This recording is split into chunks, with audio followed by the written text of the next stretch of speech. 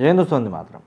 Indian market हमेशा से ही विदेशी कंपनियों के लिए काफ़ी फ़ायदे का सौदा रहा है, क्योंकि यहाँ का जो मार्केट साइज़ है, चाहे वो पॉपुलेशन का आप कारण दे दें या फिर जो पब्लिक की परचेजिंग पावर है आप उसकी बात कर लें, या पब्लिक की जो थिंकिंग है आप उसकी ही बात कर लें, इन सभी चीज़ों को अगर हम देख भी लें तो आपको कहीं ना कहीं ये चीज़ फील होगी कि यार जो इंडिया का मार्केट है वो बहुत हद तक, काफ़ी हद तक ऐसा है जो किसी को भी ये हैरान कर सकता है कि नहीं यार, इस मार्केट को तो हमको कैप्चर करना ही।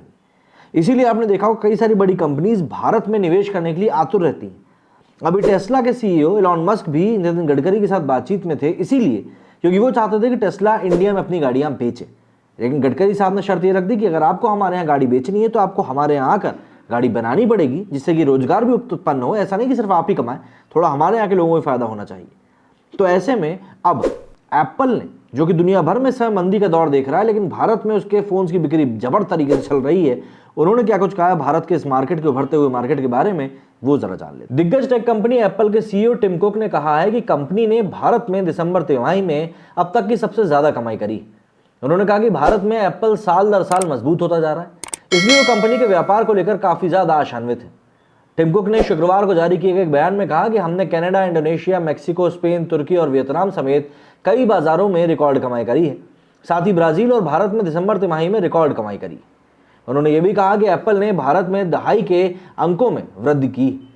हमने जिस तरह का प्रदर्शन किया है उससे काफ़ी अच्छा महसूस हो रहा है। एप्पल के लिए भारत एक रोमांचक बाजार है। हमने साल 2020 में भारत में ऑनलाइन स्टोर स्थापित किए थे, अब जल्द ही एप्पल रिटेल भी स्थापित करेगा। उन्होंने ये भी कहा कि एप्पल ने भारत की तरफ काफ़ी ध्यान और जोर दिया है। एप्पल लोगों को खरीदारी के अधिक ऑप्शन देने पर भी विचार कर रहा है। इसके लिए हम प्रोडक्ट को अधिक किफ़ायती बनाएंगे, इससे लोगों को प्रोडक्ट खरीदने के लिए अधिक ऑप्शन भी मिल सकेंगे। टिम कुक ने यह भी कहा कि एप्पल ने कोविड के बाद भी प्रदर्शन जारी रखा है।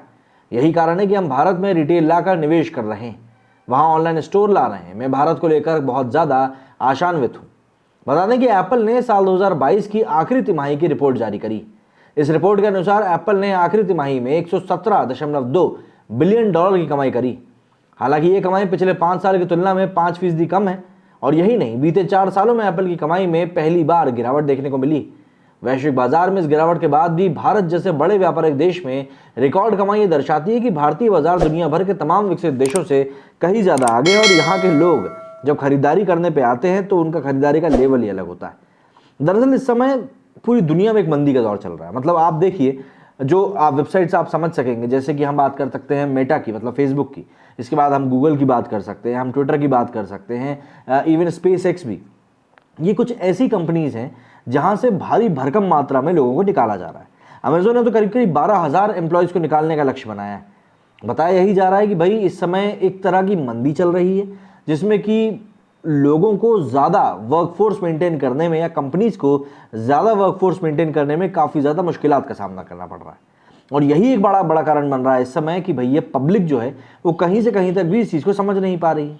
और यही एक कारण है कि भाई यहाँ पर कंपनीज इस तरीके से चीज़ों को देख रही हैं कि नहीं, हमें ज़्यादा ऐसा मार्केट देखना है जिसमें कि हमारी लागत तो कम से कम निकले।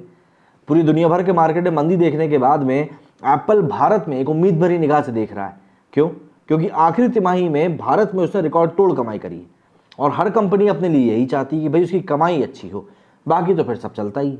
अब ऐसे में किफ़ायती प्रोडक्ट्स की जो बात टिम कुक ने करी है, वो किफ़ायती प्रोडक्ट क्या होंगे ये हम आने वाले वक्त में देखेंगे। लेकिन फिलहाल तो भारतीय मार्केट की सुरक्षा के ऊपर जो बात उठ रही थी उसके ऊपर एक छोटा सा कॉमा तो कम से कम लगाइए, पूर्ण विराम नहीं भी लगाया तो।